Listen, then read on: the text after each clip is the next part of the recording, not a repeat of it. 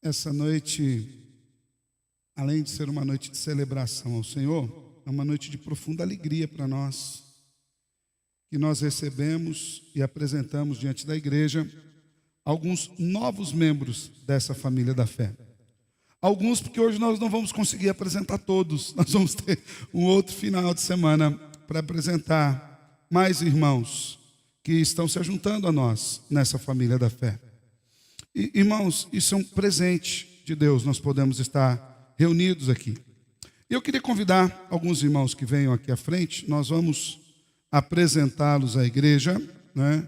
Como eu falei hoje, nós não vamos apresentar todos os irmãos, porque alguns não puderam estar aqui. E esses irmãos que aqui estiveram, eles vão também declarar que eles creem as mesmas coisas que nós cremos em Cristo Jesus. E eu queria convidar aqui, que vem aqui à frente, nosso irmão Osmir, a Cássia, a Sâmia, podem vir aqui,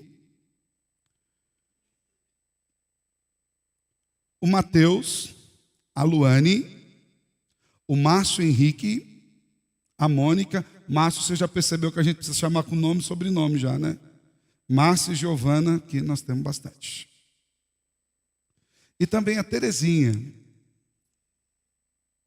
Podem vir aqui à frente, pode vir aqui em cima do púlpito. Apresentá-los à igreja. Queria convidar os nossos presbíteros que venham aqui também. Os presbíteros vão ajuntando aqui no cantinho. Hoje com mesa de céu é uma maravilha, né, irmãos?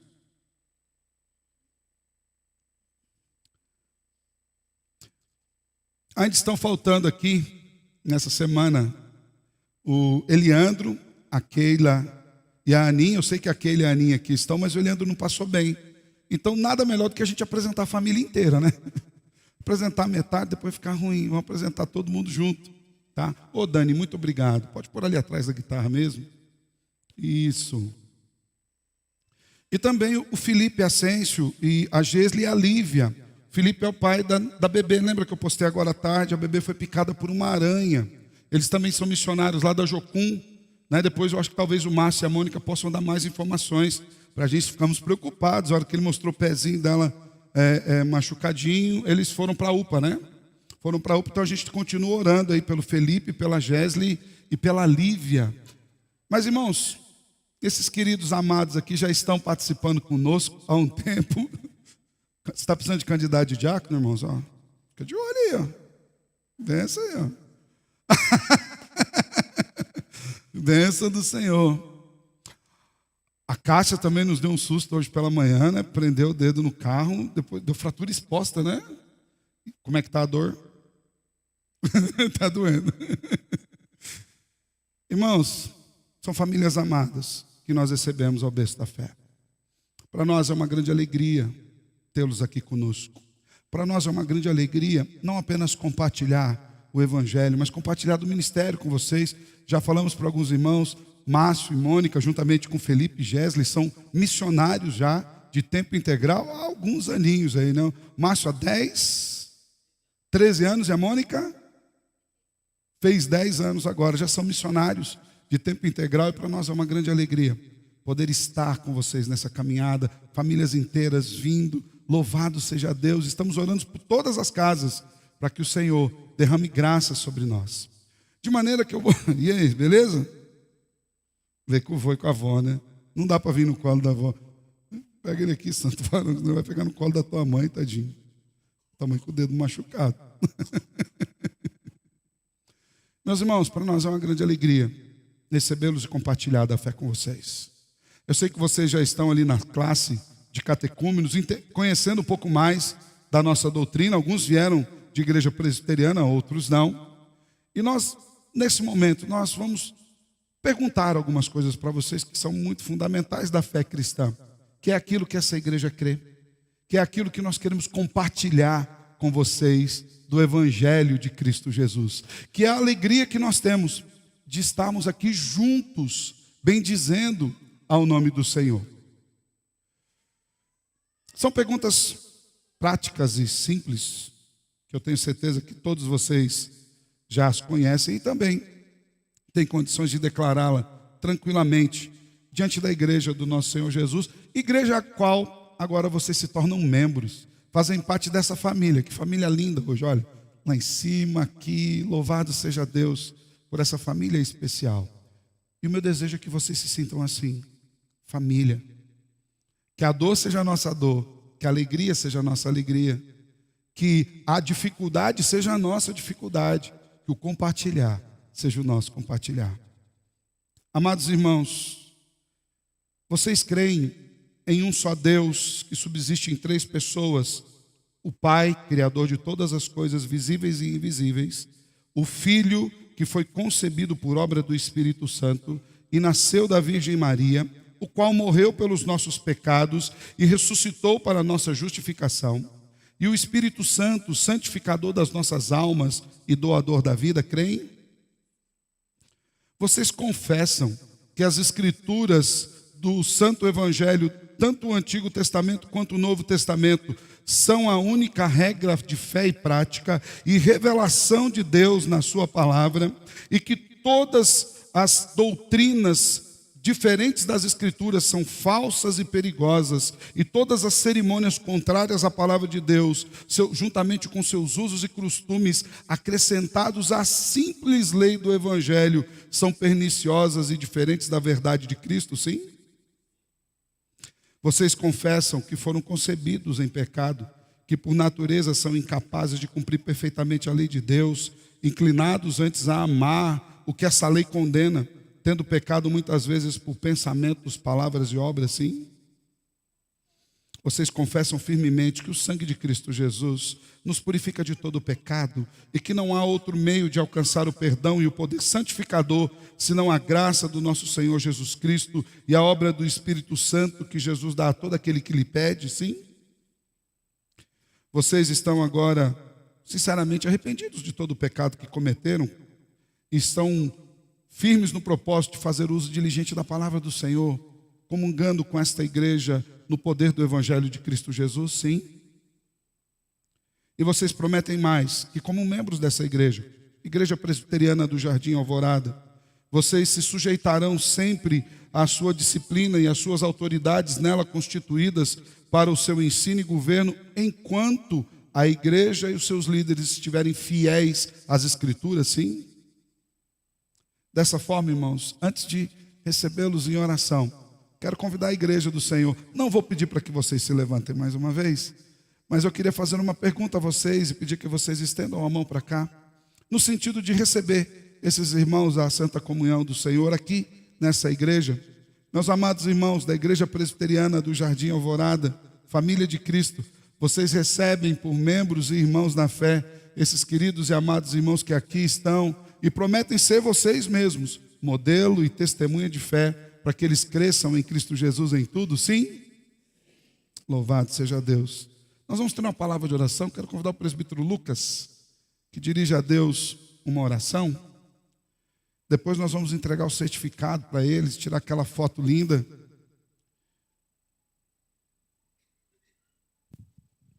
Vamos orar, irmãos, recebendo vocês, esses irmãos amados e queridos. Pai, nós queremos louvar ao Senhor por esse momento de culto. Louvar a Deus por perceber que a família do Senhor tem crescido. O Senhor tem mandado vidas para servir aqui conosco. O Senhor tem preparado pessoas para fazer parte desse corpo, Deus. E para nós é uma alegria muito grande poder recebê-los em nosso lar, Pai. Amém, Senhor. Que o Senhor possa fazer com que eles possam dar frutos nessa igreja, que eles possam exercer seus ministérios, trabalhar para a Tua honra e para a Tua glória. E que possamos, ó Pai, nos ajustar ao Senhor, ó Pai. Que possamos, ó Deus, exortar um ao outro, ó Pai, em crescimento e amadurecimento espiritual, Pai. Que a Tua igreja possa ser uma bênção para essas famílias e que eles possam ser uma bênção para a Tua igreja, Deus. Amém. Que possamos, ó Pai, realmente buscar o amadurecimento espiritual no Senhor, ó Pai, como família no Senhor, ó Pai. E em nome de Jesus que nós Te louvamos e nos alegramos no Senhor. Amém. Amém. Louvado seja Deus. Deixa eu entregar para eles aqui o nosso certificado.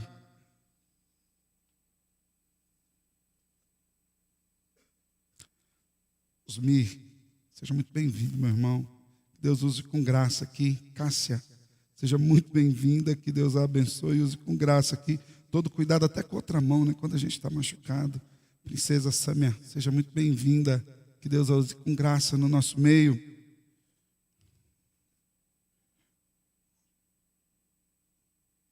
Terezinha, seja muito bem-vinda, querida. Que Deus a abençoe com graça aqui no nosso meio. Senhor Mateus, seja muito bem-vindo, Mateusão. Deus abençoe com graça no nosso meio. Ana Luane, seja muito bem-vinda. Que Deus abençoe com graça aqui no nosso meio. Meu irmãozão Márcio, seja muito bem-vindo, meu missionário. Que Deus o abençoe com graça aqui no nosso meio. Sua esposa Mônica, querida, seja muito bem-vinda. Que Deus continue usando você com graça aqui no nosso meio, em nome de Jesus. Benção. Acho que já tiraram aquela foto linda aí, não? Benção. Olha lá, o povo para ficar mais juntinho ali. Maravilha. Irmãos, louvado seja o nome do Salvador Jesus. Que Deus os abençoe. Ninguém vai embora sem dar um abraço gostoso nesses irmãos lá na porta. Sejam muito bem-vindos à comunidade da Igreja Presbiteriana do Jardim Alvorada, uma família da fé. Que aqui vocês cresçam e recebam do Salvador Jesus. Amém? Louvado seja Deus. Podem sentar, queridos. Obrigado aos nossos presbíteros.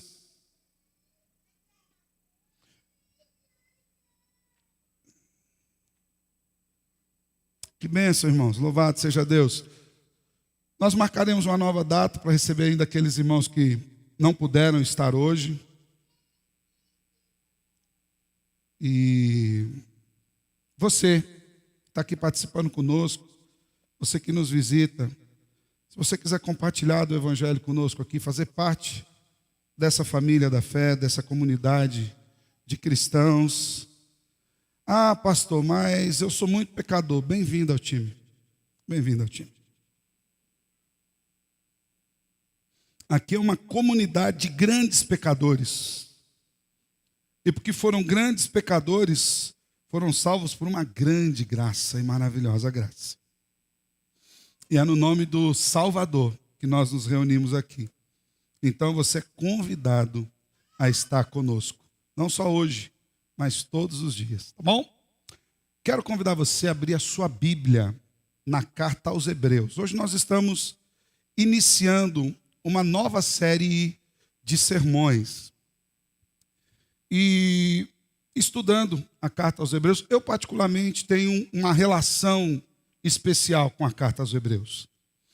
A carta aos Hebreus é a carta que fundamentou tanto a minha exegese na saída do seminário, quanto a minha tese. Eu escrevi a exegese, que é uma análise do texto bíblico, e a minha tese também fundamentada na teologia que nós encontramos na carta de Hebreus. E por que assim eu fiz?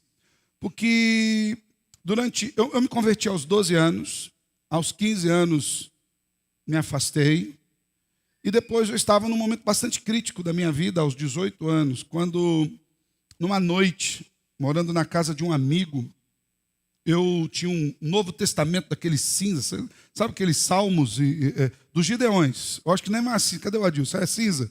Não é mais? Ainda é cinza? Agora é azul. Eu sou do tempo que ele era cinza ainda, então você imagina. E eu tinha um daquele escondido debaixo do meu travesseiro, porque eu não queria que os meus amigos soubessem que porventura eu fosse crente, até porque se tem uma coisa que eu não me parecia nessa época, era com crente. E naquela noite, num momento muito difícil, eu saquei daquele Novo Testamento, juntamente com os Salmos, e abri.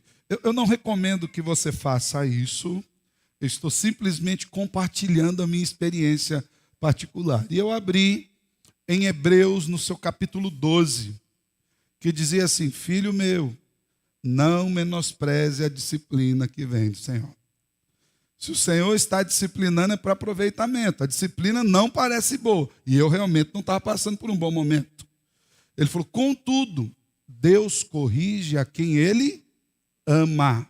E Deus açoita aquele que Ele chama por filho. E no final desse capítulo 12, ou melhor, dessa sessão, diz assim: então restabelecei as mãos descaídas, e fortalecei os joelhos que estão trôpegos, e faça caminhos retos para os pés. E ali eu entendi que o Senhor estava falando comigo, que estava disciplinando a minha alma, que estava me chamando de volta, como um pai amoroso, estava pegando pela orelha e levando de volta para casa. Porque às vezes a gente imagina que pai amoroso não faz isso. Deus faz. Amorosamente ele gruda pelas duas orelhas, se for o caso, e leva a gente para casa.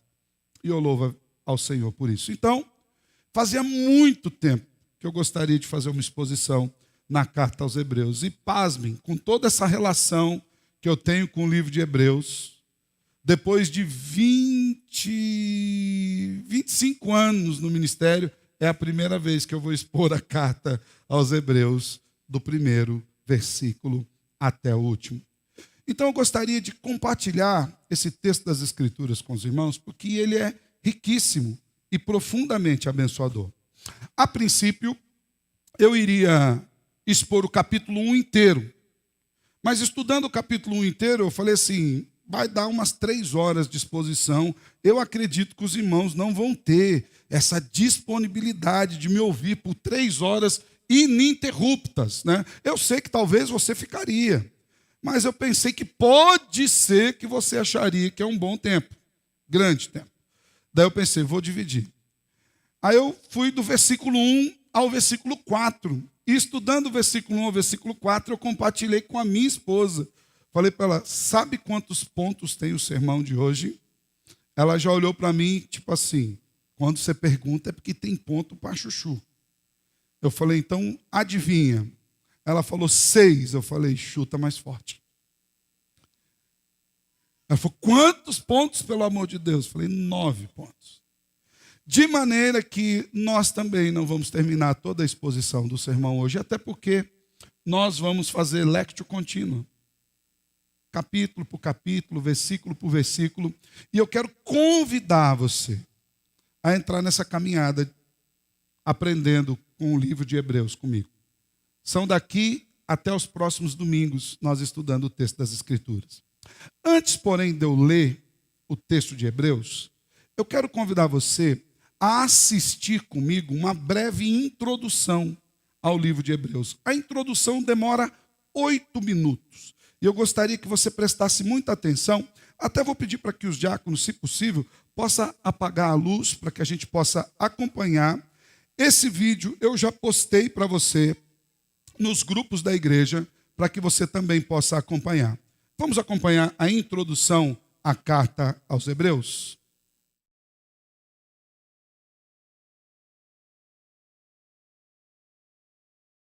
A carta aos Hebreus. O autor dessa carta é anônimo, e as pessoas se perguntam há muito tempo se foi Paulo quem a escreveu, ou se talvez um de seus colegas de trabalho, como Barnabé ou Apolo. Mas a verdade é que nós simplesmente não sabemos. No capítulo 2, descobrimos que o autor tinha um relacionamento de primeira mão com os discípulos que estavam em torno de Jesus. Portanto, sabemos que essa carta está ancorada nos ensinos dos apóstolos. Também não sabemos quem era o público-alvo dessa carta ou onde eles moravam. O autor os conhece muito bem e assume que eles têm um conhecimento profundo das Escrituras do Antigo Testamento, especialmente o enredo dos 5 primeiros livros da Bíblia, a Torá, sobre como a família de Abraão se tornou a nação de Israel, sobre como Moisés os conduziu da escravidão no Egito para o Monte Sinai, onde eles receberam a Torá e fizeram uma aliança com Deus, onde construíram um tabernáculo onde o sacerdote fazia sacrifícios. E também sobre como eles foram peregrinos no deserto, a caminho da terra prometida. O autor espera que os leitores conheçam todos os detalhes dessas histórias. Então, muito provavelmente, o público é composto de cristãos judeus. E é daí que vem o nome da carta. Nós também temos pistas no capítulo 10 de que essa comunidade da igreja estava enfrentando perseguição e até aprisionamento por causa da sua associação com Jesus. Alguns na comunidade estavam se afastando de Jesus e abandonando a fé completamente. E isso explica o propósito e a estrutura dessa carta. Primeiro, há uma pequena introdução que é seguida por 4 sessões em que o autor compara e contrasta Jesus com pessoas e eventos importantes da história de Israel. Jesus é comparado primeiro com os anjos e a Torá, segundo com Moisés e a terra prometida, terceiro com os sacerdotes e Melquisedeque, e por fim com os sacrifícios e a aliança. E o autor tem 2 objetivos principais em todas essas comparações. O primeiro objetivo é elevar Jesus como superior a qualquer pessoa ou qualquer outra coisa, mostrando que Jesus é digno de toda a sua confiança e devoção. Mas o segundo objetivo é esse: desafiar os leitores a permanecerem fiéis a Jesus, apesar de perseguição. Em todas as sessões, ele inclui uma forte advertência para não abandonar Jesus. Então, vamos nos aprofundar melhor e ver como tudo isso se desenrola. A exaltação de Jesus começa na primeira frase da introdução. No passado, Deus falou aos nossos ancestrais de muitas maneiras diferentes. mas nesses últimos dias ele falou conosco através do seu Filho. Assim, o autor está dizendo que Jesus é superior a todas as formas anteriores pelas quais Deus se revelou a Israel. Ele então faz uma assombrosa afirmação de que Jesus é o esplendor da glória de Deus e a impressão exata da natureza de Deus. Essas metáforas indicam a maior aproximação possível entre Jesus e Deus. Então, Jesus é o que os raios de luz são para o sol, ou Jesus é o que a impressão de cera é para o anel de sinete. Para esse autor, não há Deus separado de Jesus. Jesus é Deus feito humano como Filho. E é essa visão elevada de Jesus que é explorada ao longo do restante da carta. Na primeira seção, o autor compara Jesus com anjos, o que pode parecer estranho. Por que anjos? Na tradição judaica foi ensinado com base em Deuteronômio capítulo 33, verso 2, que a Torá e as palavras de Deus foram entregues a Moisés no Monte Sinai por anjos. E assim, dizendo que Jesus é superior aos anjos, o autor afirma que Jesus e sua mensagem de boas novas são superiores a todos os mensageiros anteriores da palavra de Deus. E assim o primeiro aviso flui desse mesmo ponto. Se Israel foi chamado para prestar atenção à Torá que foi entregue por anjos, quanto mais devemos prestar atenção à mensagem que foi anunciada pelo Filho de Deus. E não apenas isso, mas, dado o status de Jesus acima dos anjos, quão notável é o fato de ele ter abandonado esse status tão alto para se tornar humano, sofrer e morrer. Em Jesus, vemos a glória de Deus e a grande humildade de Deus. Como Jesus se uniu com compaixão ao destino trágico da humanidade.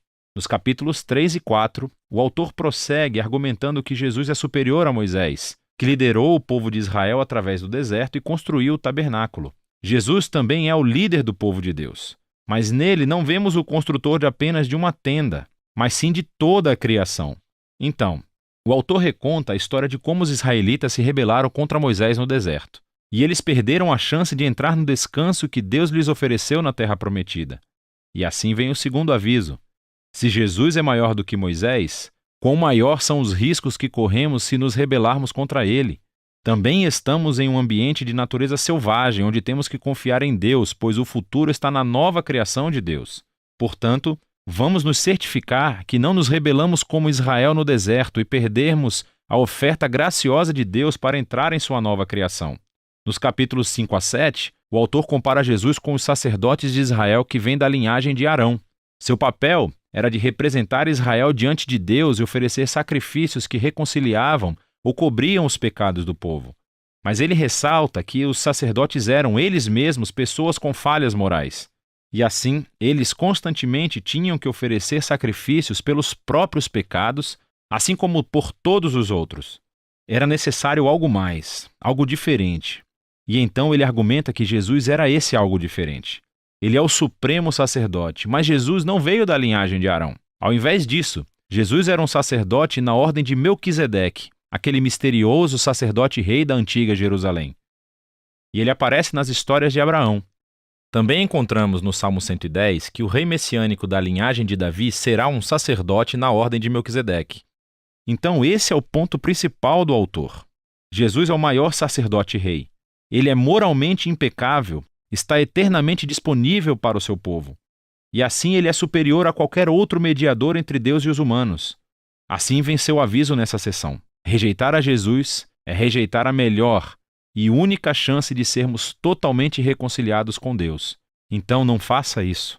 O que nos leva à última comparação dos capítulos 8 a 10. O autor mostra como a morte de Jesus na cruz foi o maior sacrifício, superior a todos os sacrifícios de animais oferecidos no templo. Esses sacrifícios tinham que ser oferecidos constantemente, tanto diariamente quanto anualmente no dia da expiação.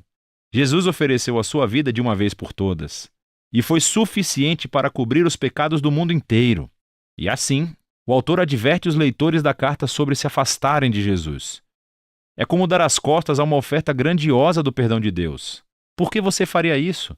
O sacrifício de Jesus é permanente, ele diz, e é o fundamento para a nova aliança mencionada nos profetas, onde todos os pecados são perdoados. Então, agora que o autor elevou Jesus através de todos esses contrastes, essa seção final é o grande desafio para seguir Jesus. Então pense no todo. Em Jesus, eles encontraram a palavra de Deus. Em Jesus, eles têm esperança para a nova criação. Jesus é o eterno sacerdote deles, o sacrifício perfeito. E agora devem seguir todos os grandes modelos de fé encontrados em toda a história das Escrituras. E eles devem permanecer fiéis a Jesus, confiando que, apesar de todas as dificuldades e perseguições, Deus não abandonará o seu povo. Esse é o fluxo básico de pensamento em toda a carta.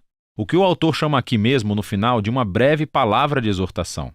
Aqui estão algumas dicas extras para ler essa carta. Sempre que o autor cita as Escrituras do Antigo Testamento, o que acontece em quase todas as frases, pare. Procure a referência e leia a frase no seu contexto original.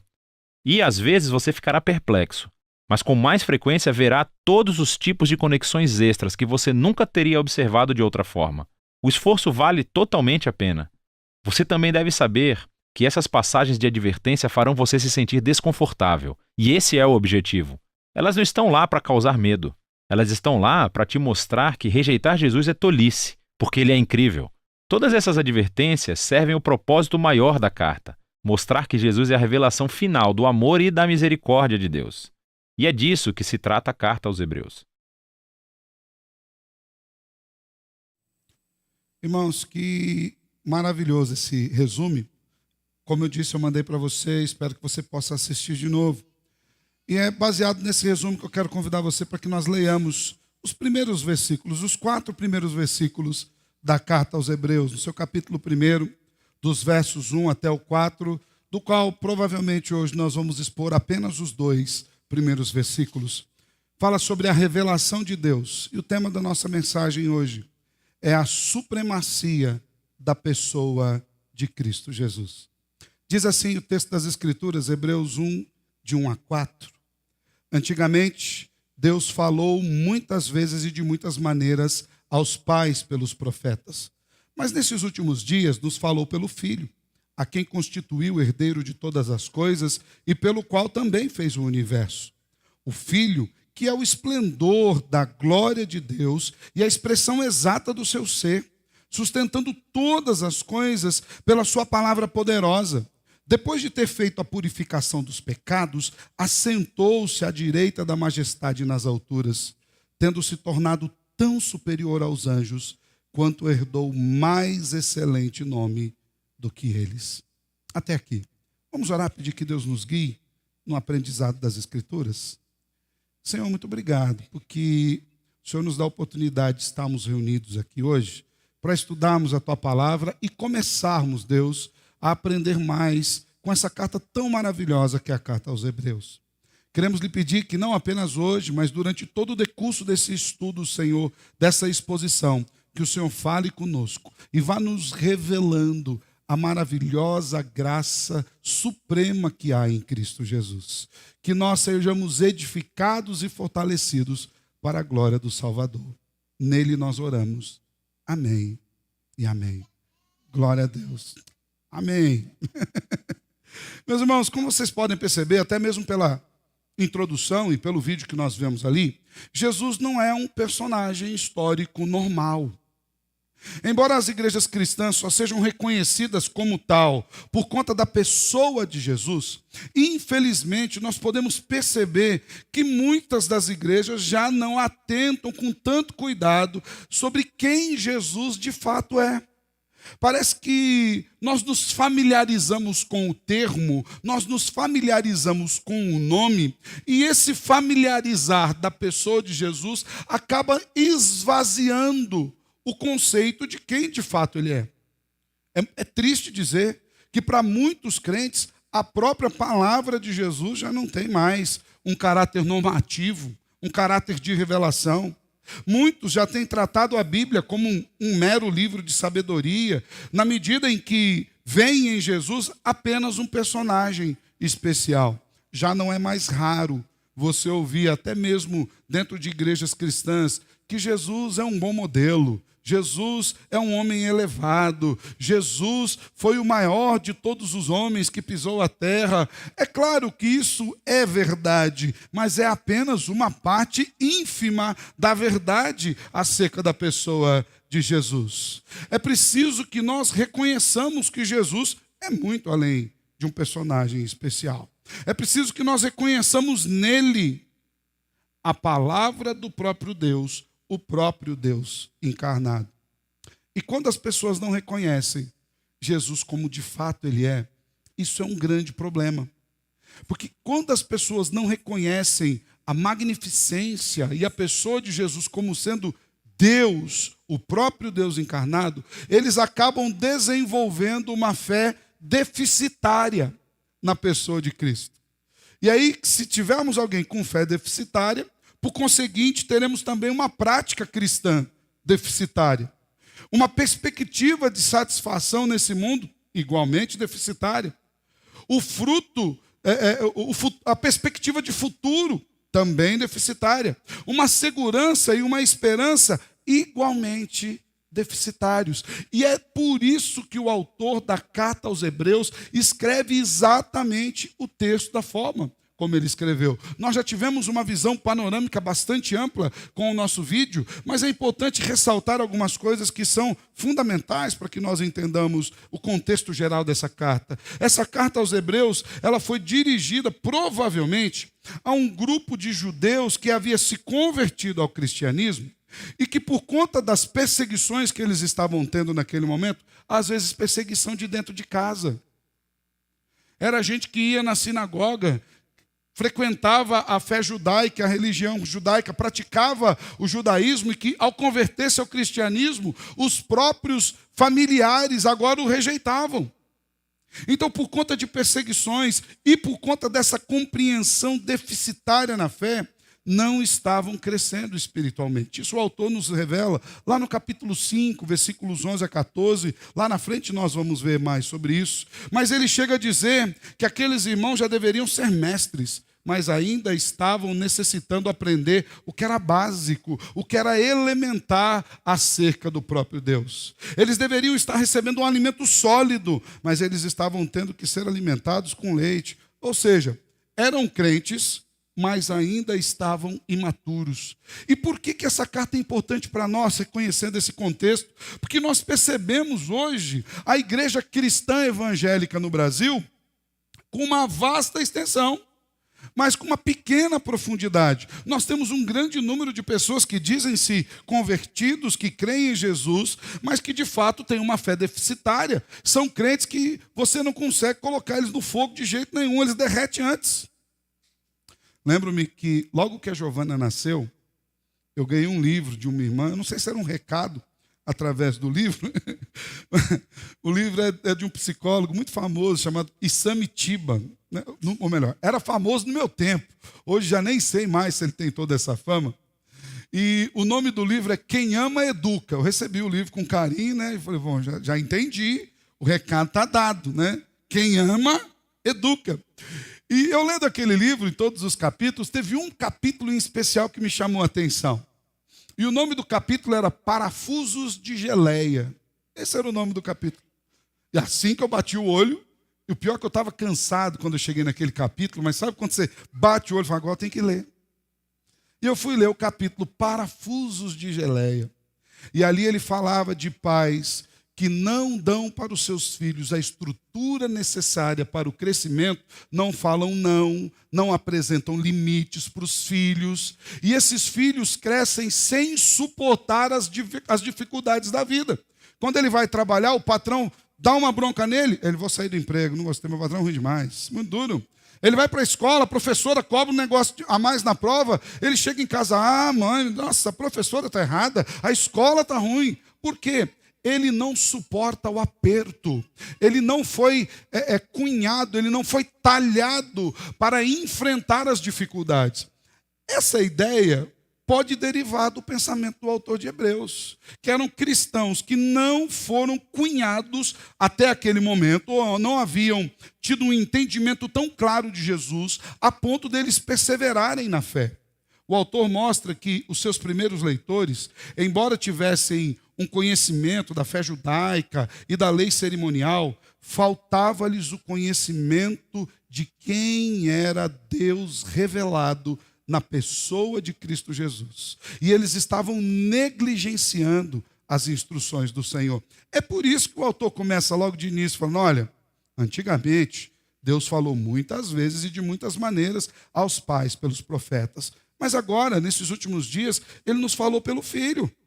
Nesse sentido, a carta aos Hebreus é uma ferramenta para encorajar-nos ao crescimento espiritual, para encorajar e fortalecer novos cristãos a continuar desenvolvendo o conhecimento na pessoa de Cristo, que, como o próprio autor de Hebreus nos diz lá no capítulo 12, versículo 2, é o autor e consumador da nossa salvação. Hebreus apresenta a fé cristã como superior ao ritualismo judaico e a qualquer outro tipo de ritualismo religioso. A fé cristã se basta em si. E ele apresenta 3 aspectos que nós vamos ver no decurso do livro. Primeiro, a pessoa de Cristo é superior aos profetas, anjos e qualquer tipo de revelação do Antigo Testamento. Segundo, o sacerdócio de Cristo é superior ao sacerdócio de Arão e de toda a antiga aliança. E terceiro, a fé em Cristo é superior à observância da lei mosaica. E é nesse sentido, começando logo do primeiro, sobre a pessoa de Cristo, que eu quero meditar sobre alguns destaques que o autor nos apresenta aqui no texto, sobre a supremacia de Cristo.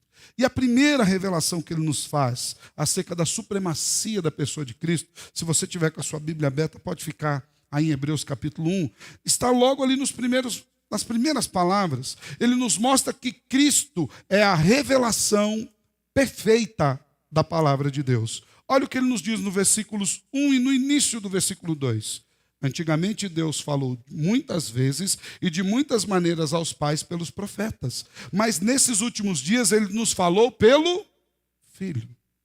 Ele começa traçando um contraste daquilo que eles haviam aprendido acerca de Deus. Deus havia se revelado a eles no decurso da história, e agora Deus se revelara de maneira cabal, final e de maneira perfeita. Aqui nós vemos 2 estágios dessa revelação de Deus. Aos pais, através dos profetas, e por meio do Filho, a palavra de Deus. O fato de Deus ter usado muitos meios para comunicar a sua mensagem às pessoas lá no Antigo Testamento, fazia com que os judeus estivessem familiarizados com o fato da revelação de Deus. De maneira que agora eles iam entender, peraí, nós ouvimos tanto a palavra do Senhor no passado, Deus veio falando conosco, e agora nós precisamos nos atentar para a maior revelação de Deus. E qual é a maior revelação de Deus? A pessoa de Cristo Jesus. Quando você vai olhar no Antigo Testamento, você vai ver, por exemplo, Deus falando com Isaías por meio de visões. Capítulo 6 do profeta de Isaías diz que no ano da morte do rei Uzias, Isaías viu o rei assentado num alto sublime trono. Você vai ver Deus falando com Jacó por meio de um sonho, lá em Gênesis 28, do versículo 10 a 22. Com Abraão e com Moisés, Deus falou pessoalmente. Gênesis 18 nos mostra isso, Deus falando com Abraão. E Êxodo 31, 18, além da epifania de Êxodo 3, 2, onde o Senhor aparece na sarça para Moisés.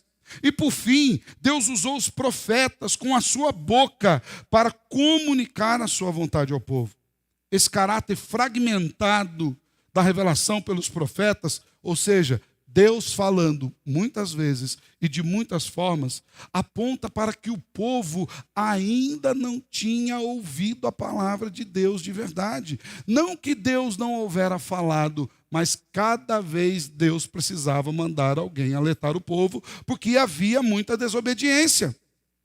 Deus, então, na plenitude dos tempos, resolve revelar-se ao povo de maneira cabal, e ele fala agora pelo seu Filho.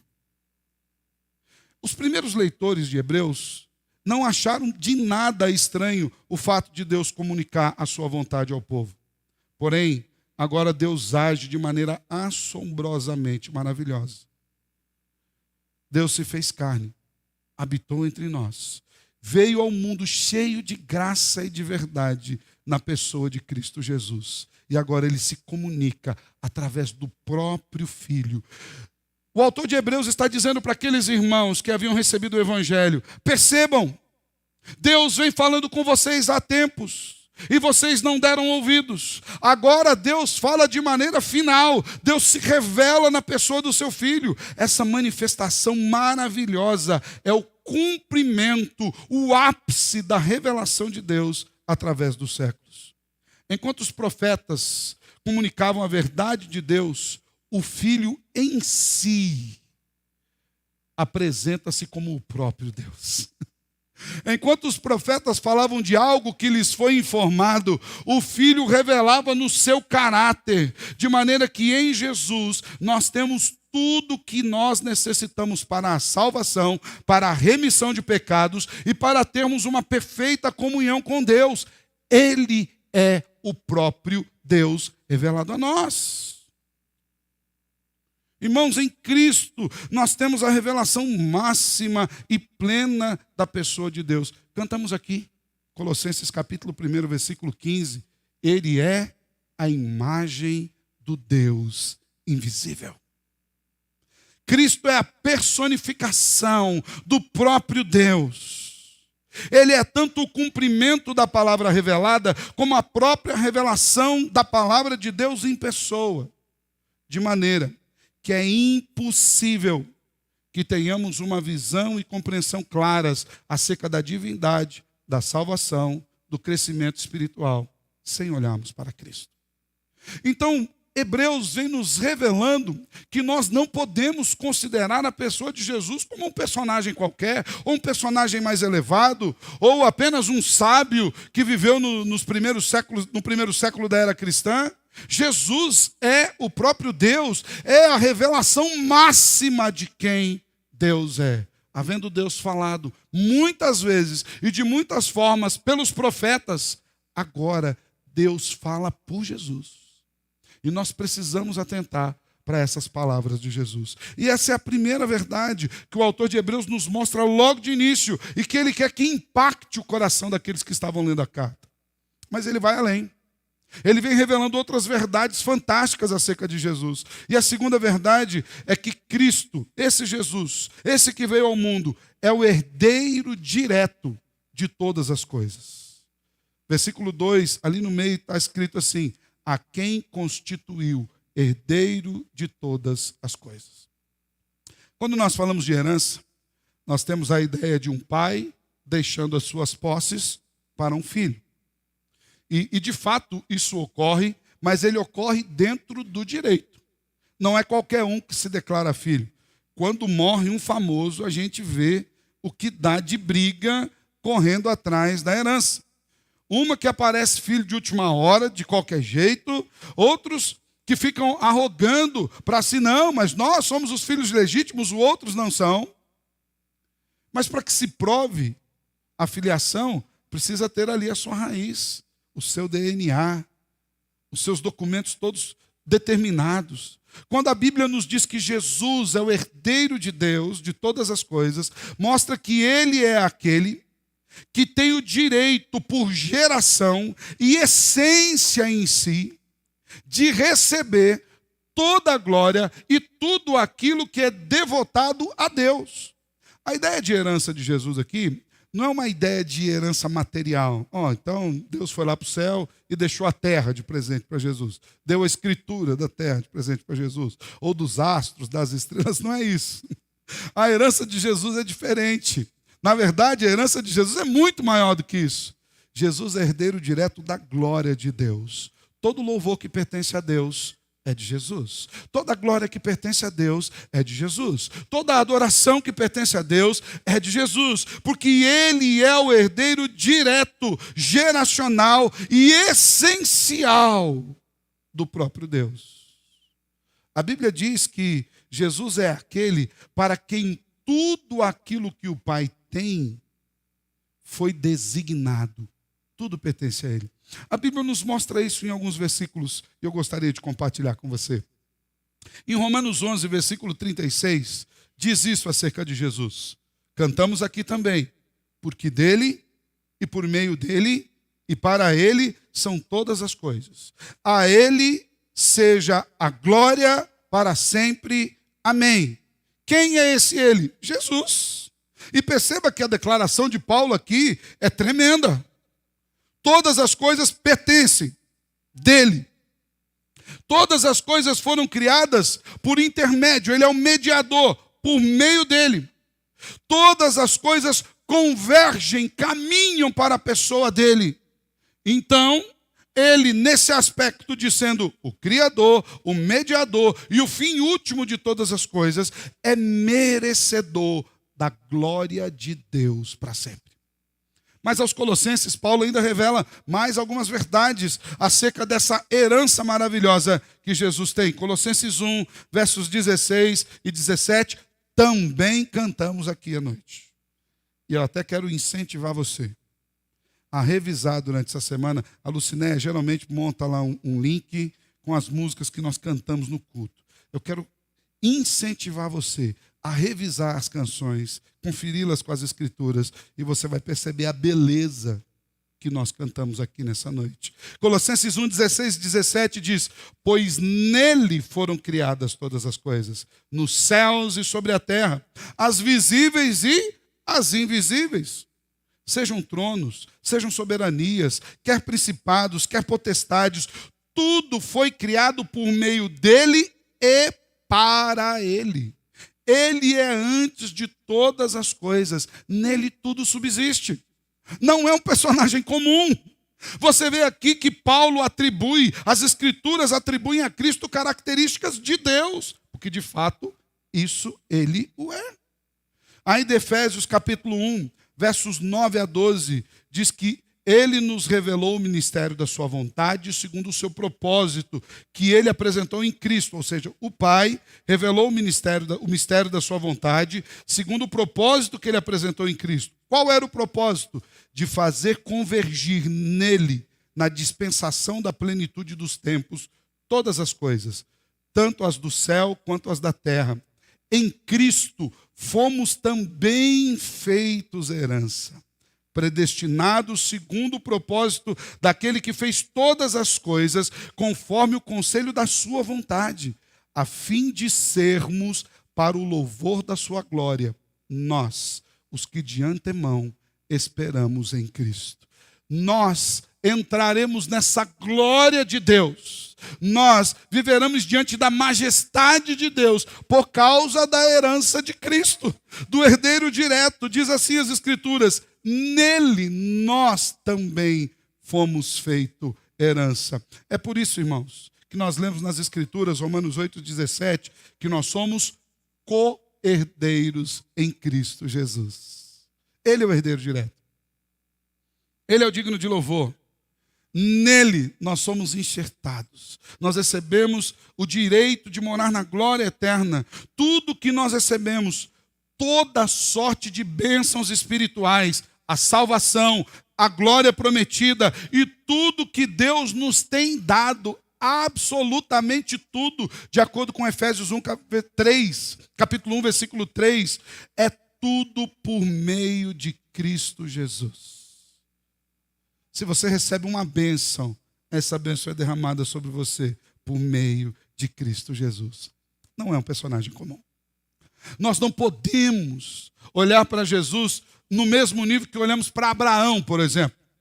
Nós não podemos olhar para Jesus no mesmo nível que olhamos para Moisés, no mesmo nível que olhamos para Davi, no mesmo nível que olhamos para Isaías, no mesmo nível que olhamos para Jeremias, ou qualquer um dos personagens do Antigo Testamento. Até aqueles que tipificam a Cristo são sombra daquilo que Cristo é.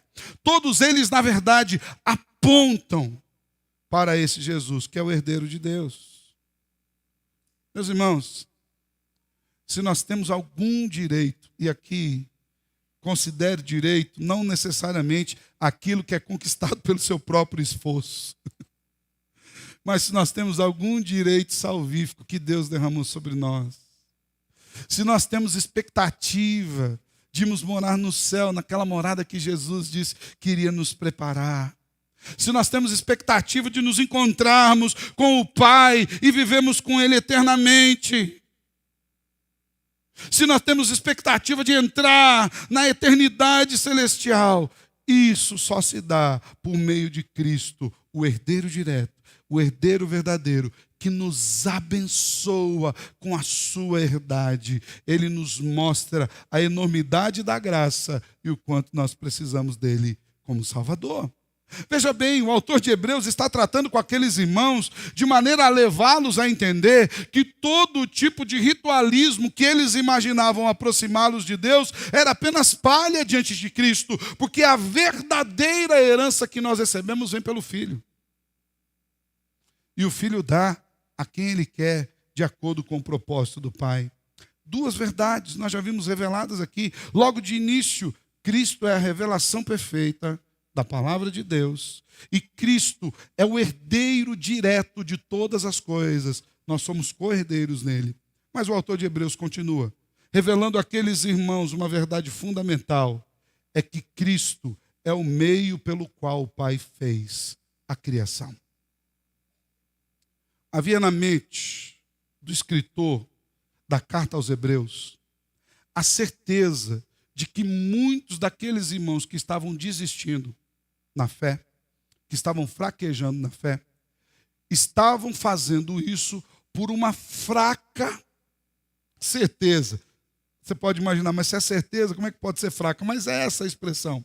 Eles tinham uma fraca certeza ou uma vaga confiança de que Jesus pudesse ser Deus, mas havia uma dúvida.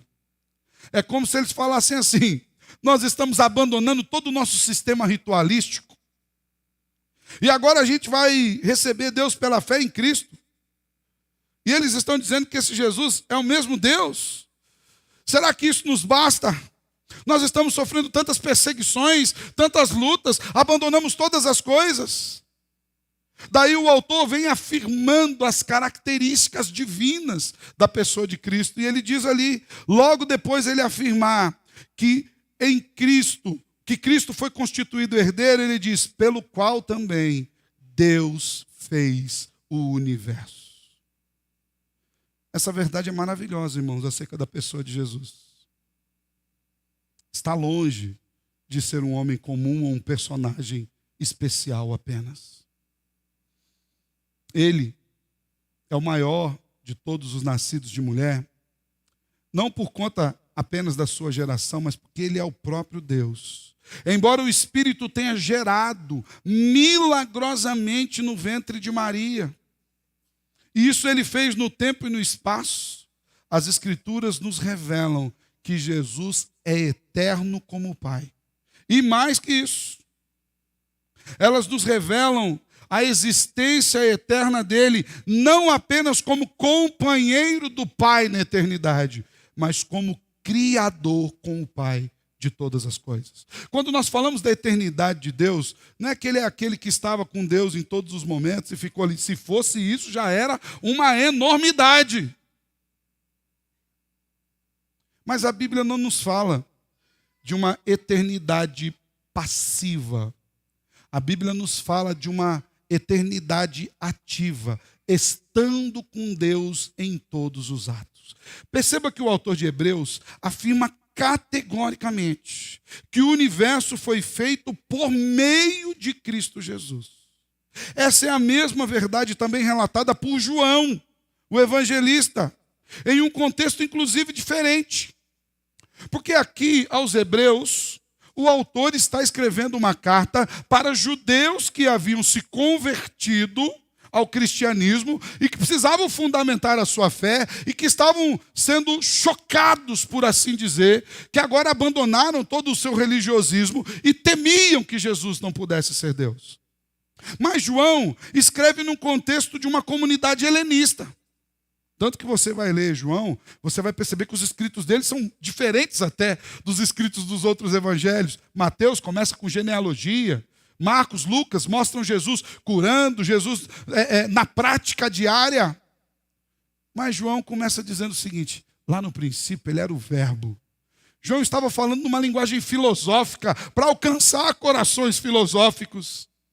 E lá no início dos primeiros 3 versículos de João, ele diz assim, no princípio era o verbo e o verbo estava com Deus. E o verbo era Deus. Uma afirmação clássica de João.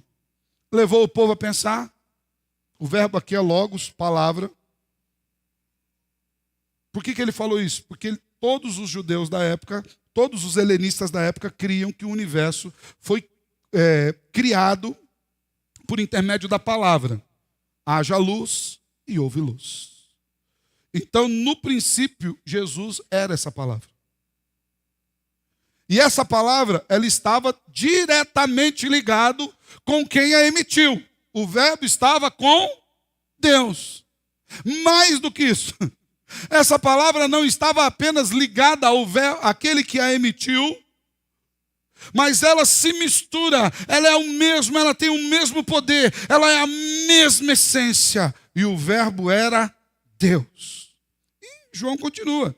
Ele estava no princípio com Deus. Todas as coisas foram feitas por ele. E sem ele, nada do que foi feito se fez. Ao afirmar que Cristo estava presente na criação, não apenas como um espectador, mas como um ente, um agente, um meio ativo desta ação criadora de Deus, a Bíblia nos afirma que ele é, tal qual o Pai, Deus. Por isso, ele pode fazer de homens pecadores, completamente corrompidos pelo pecado, novas criaturas. É por isso que você vai ver a declaração de 2 Coríntios 5,17, dizendo, assim, se alguém está em Cristo, é o quê? É uma nova criatura. A ideia de Paulo nesse nova criatura é que Deus pega e faz tudo novo do nada. Em Cristo nós somos recriados, transformados. Por quê? Porque Ele estava presente ativamente na criação. Nada do que nós vemos na criação foi feito sem Jesus. Quando você sair para fora e vir uma árvore, agora à noite talvez você já não veja o céu tão azul, mas talvez algumas estrelas, ou uma nuvem. Nós falamos das nuvens do dia, aquelas branquinhas. Eu até desafio você a tentar anotar quantas tonalidades de branco e azul você vê durante o dia. Porque a gente imagina que é branco e azul. Dá uma olhada geral, você vê quantos tons de azul, quantos de branco. Faz o mesmo à noite. Veja quando tem aquele tempo de chuva, as nuvens umas mais claras, outras mais escuras. Cada partícula criada do universo só existe por causa de Jesus. Nele foram criadas todas as coisas. A ideia é que Deus, o Pai, usou o Filho como meio da criação, para que toda a criação olhasse para o Filho e visse a glória do Pai.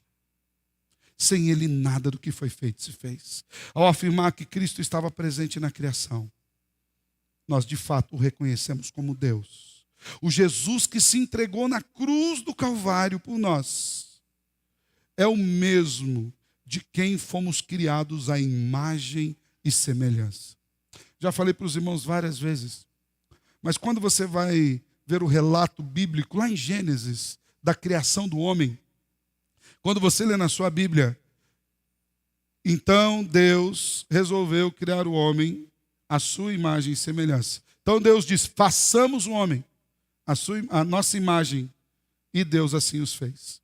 Deus faz isso, porque lá na declaração inicial da criação, quando você vê ali, no princípio criou Deus o céu e a terra, a palavra original em hebraico ali, ela tem um significado singular com uma pluralidade de majestade. A palavra ali, se nós fôssemos traduzir assim, friamente, é deuses, mas no sentido de um só. É um único Deus, com uma majestade plural. O Pai, o Filho e o Espírito ali estavam na criação. E essa é outra verdade fundamental para nós, irmãos. Cristo é a revelação perfeita da palavra, é o herdeiro de todas as coisas, e é aquele por meio de quem toda a criação foi feita. Mas o autor de Hebreus nos dá ainda mais uma explicação acerca de quem é Jesus. Ele nos diz que esse Jesus que nós cremos é o esplendor da glória de Deus. Versículo 3, parte inicial. O Filho é o resplendor da glória de Deus. E essa expressão que no texto nos apresenta como resplendor, ela remete ao fato de que Cristo reflete perfeitamente a majestade do Pai. A ideia aqui não é apenas de uma luz que brilha. Na pessoa de Jesus nós podemos perceber toda a glória, toda a exuberância do Deus eterno, porque Ele é o próprio Deus eterno revelado a nós. A ideia de resplendor aqui está ligada à percepção visível daquilo que não se pode ver naturalmente.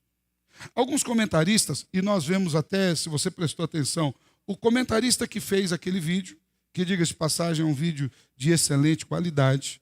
O comentarista que fez aquele vídeo, ele inclusive abraça essa mesma percepção, de que, nesse sentido, o resplendor da glória de Deus é como se Jesus para com o Pai tivesse uma relação da luz do sol para com o sol. Você não pode olhar diretamente para o sol, porque você vai ficar cego. Você não consegue captar o resplendor. Se você olhar para o sol, a luz irá cegá-lo, o sol irá cegá-lo.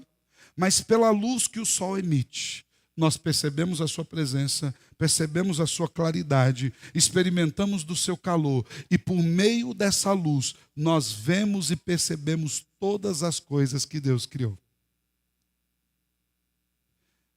Essa é a ideia de que Cristo é o resplendor da glória de Deus. Você não consegue ver o Pai. Na verdade, as Escrituras nos dizem que ninguém pode ver o Pai. Nós temos uma única expressão de visão direta de Deus, que foi Moisés, no monte em oração, quando ele falou assim: eu quero ver tua face. E às vezes a gente canta essas coisas aqui, com todo cuidado, mas nós não aguentaríamos ver a face de Deus, porque Ele é eternamente santo. Deus falou: Moisés, é o seguinte, eu vou colocar você ali na beira de uma fenda ali, vou passar a minha glória, e quando eu passar, eu vou deixar que você me veja de costa. Porque se você contemplar a minha face, a minha santidade é tanta que você vai ser fulminado na minha presença. E Deus se revelou ali a Moisés. Em Cristo, nós somos melhores que Moisés. Nós temos um privilégio maior do que Moisés. Que em Cristo nos foi revelado a face do próprio Deus. Jesus deixou isso muito bem claro, dizendo que quem via Ele, via ao próprio Pai. Quando nós vemos essa expressão de que Cristo é o esplendor da glória de Deus, nós podemos perceber que olhando para Jesus revelado nas Escrituras, nós podemos nos relacionar com a santidade de Deus, sem que sejamos fulminados por essa santidade. Nós podemos nos relacionar com Deus, olhando para Ele por intermédio de Cristo e percebendo quem é esse Deus revelado aqui na palavra. A última verdade que eu quero compartilhar com vocês hoje, e nós poderíamos passar mais tempo, mas não vamos, é que Cristo é a expressão exata do ser de Deus. E é o que ele diz textualmente aqui. Nessa linha de exposição, o autor da carta aos Hebreus vai além de nos dizer que Jesus é uma manifestação da glória de Deus, da majestade do Pai. Ele diz que Jesus em si mesmo é a expressão exata de quem Deus é. Na mesma medida em que ele diz, se você olhar para Jesus, você vai ver Deus em toda a sua glória, em toda a sua majestade, em toda a sua plenitude. Logo em seguida ele diz, mas quando você olha para Jesus, você não vê apenas a glória, a majestade refletida nele, você vê a própria pessoa de Deus. Você consegue dimensionar a profundidade dessa afirmação? Agora você consegue dimensionar a profundidade dessa afirmação para aqueles irmãos lá no primeiro século? Que estavam amedrontados, que estavam sendo perseguidos, que estavam querendo abandonar a fé, que estavam com dificuldade em crer. Alguns daqueles irmãos provavelmente viram Jesus pessoalmente. E o autor de Hebreus fala, olha, essa visão que vocês tiveram, ou melhor, essa experiência que vocês tiveram de ver o Salvador, é muito mais do que ver alguém importante. Vocês viram o próprio Deus. Jesus revelou-se assim a Filipe. João 14, 9, quando ele falou juntamente com os discípulos, mostra-nos o Pai, a gente está feliz. Jesus diz: quem vem a mim vê ao Pai. Não há mais nada para revelar do Pai do que essa figura que vocês aqui estão vendo. Nessa perspectiva, irmãos, nós podemos afirmar com toda a certeza de que não há como nós temos um conhecimento pleno de Deus sem que nós conheçamos a pessoa de Jesus. Não tem como. Nós não temos sequer esse livre acesso sem a pessoa de Jesus. Ele é o único, ele é o vivo caminho. Ele é o acesso ao Pai. Em Cristo nos é revelado o caráter do próprio Deus. E quando diz aqui a expressão exata do ser de Deus, o termo em grego original para a expressão exata do ser de Deus é o termo caráter. Em Cristo nós vemos o caráter de Deus, as características, quem Ele é de fato. Então você quer conhecer a bondade de Deus? Olha para Jesus. Você quer conhecer a justiça de Deus? Olha para Jesus. Você quer conhecer o amor de Deus? Olha para Jesus. Você quer conhecer a graça de Deus? Olha para Jesus. Você quer conhecer a ira de Deus? Olha para Jesus. Como ele tratou os vendilhões no templo, como ele confrontava duramente o farisaísmo e o religiosismo judaico daquela época. Você quer conhecer da misericórdia de Deus? Olhe para Jesus. Como ele acolhia os pequeninos, os pecadores arrependidos, como ele ia ao encontro daqueles que de maneira alguma teriam condições de vir a ele, se ele não fosse a eles. Você quer conhecer o perdão de Deus? Olhe para Jesus. Você quer conhecer a salvação de Deus? Olhe para Jesus. Você quer conhecer o próprio Deus? Olhe para Jesus. Ele é Deus. Em Cristo, nós vemos quem Deus é. Ele mesmo afirma, João 10:30, eu e o Pai somos um. Irmãos, hoje nós vimos 5 características reveladas aqui pelo autor de Hebreus acerca da supremacia de Cristo. A primeira, ele é a revelação perfeita da palavra de Deus. Ele é o herdeiro de Deus, em quem nós recebemos herança. Ele é o meio pelo qual Deus fez toda a obra criada. Ele é o esplendor da glória e a expressão exata do ser de Deus. Na semana que vem nós vamos continuar estudando outras características. Mas nós não podemos sair daqui hoje sem pensarmos em que impacto esse conhecimento de Jesus tem trazido para nós. Será que você vai sair daqui hoje ainda pensando que ele é um ser elevado, ele é um cara especial? Nos meus tempos de criança, a apresentadora Xuxa falava, é o cara lá de cima. Será que é só isso? Alguém que está num patamar superior? Nós precisamos tomar algumas posturas diante da revelação de Deus na pessoa de Cristo Jesus. Quero linkar aqui algumas rápidas para a gente terminar. Primeira, reconhecendo quem Ele é, nós devemos nos render ao senhorio de Jesus. Se porventura, irmãos, mantivermos o coração endurecido depois de tanta verdade revelada a nós acerca de Jesus, nós vamos estudar isso lá no capítulo 6 de Hebreus, mas eu vou deixar você pensando até nós chegarmos lá. Já não resta mais sacrifício por nós. Se nós rejeitarmos toda a revelação de Deus na pessoa do Filho, o que será de nós? Segundo, adore a Jesus na beleza da sua santidade. Quando você estiver na sua lida diária, adore a Jesus com aquilo que tiver à mão para fazer. Adore a Jesus com seu serviço. Adore a Jesus fazendo sua comida. Adore a Jesus lavando a sua roupa, costurando a sua roupa. Adore a Jesus limpando a sua casa. Adore a Jesus debruçado nos seus livros de estudo. Adore a Jesus no caminho da escola, da faculdade, do cursinho. Adore a Jesus no seu trabalho, no suor do dia a dia, onde o Senhor usa como meio para trazer o sustento para a sua casa. E adore a Jesus na igreja.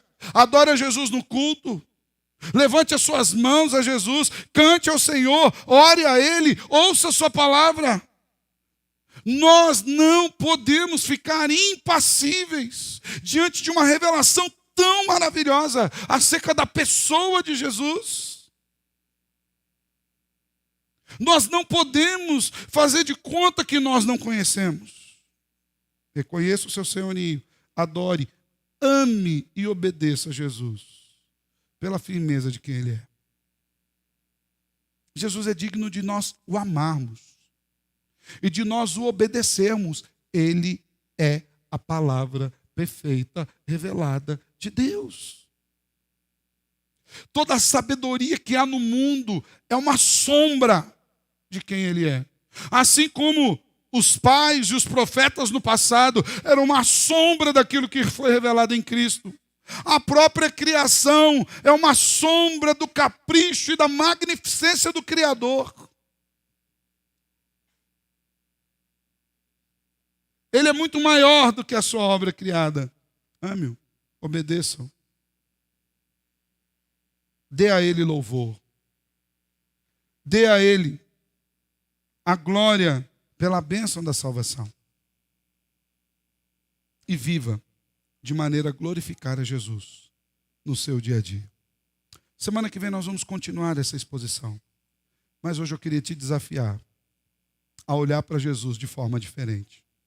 Não como um personagem, mas como o próprio Deus encarnado, que é o que Ele é. Amém? Feche seus olhos. Quero orar com você.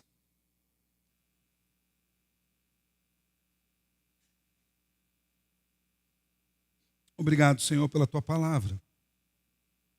Obrigado por uma revelação tão clara, tão plena acerca da pessoa de Cristo. Obrigado, Senhor, porque o Senhor não permite que nós fiquemos com a visão obscurecida acerca da magnificência de quem é Jesus, o Filho eterno do Deus eterno, a plena e perfeita revelação de quem Deus é. Senhor, não permita que os nossos corações estejam endurecidos para essa verdade, mas que o Senhor nos fortaleça, revelando-se para nós, ou melhor, revelando-se a nós, de maneira bondosa e poderosa, para que diariamente nós o conheçamos mais, vivamos na plenitude da Tua graça e ansiemos para o dia do grande encontro, quando estaremos contigo. Nos abençoe, Senhor. É no nome de Jesus que oramos. Amém e amém. Glória a Deus.